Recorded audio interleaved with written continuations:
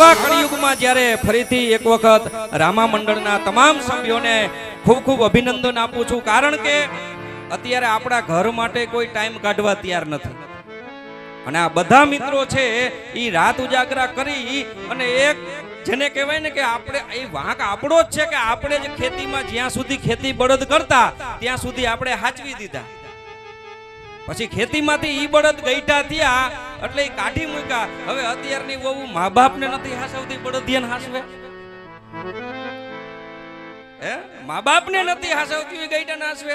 હા, એક માજી એની વહુને એને સિટીમાંથી ગામડામાં આવ્યા ને તો એક વહુ હતી ને કુટુંબી થતી હતી, એને પૂછ્યું કે હે ગીતા ગા કાઢી નાખી? હવે ગીતાએ બાઈ કાઢી નાખી, ગાને રાખે. પણ વાંક આપણો છે કે આપણે જ્યાં સુધી ખેતીમાં કામ કરતા હતા, બળદ કામ આવતા હતા ત્યાં સુધી આપણે હાચવા, પછી એને નથી હાચવા.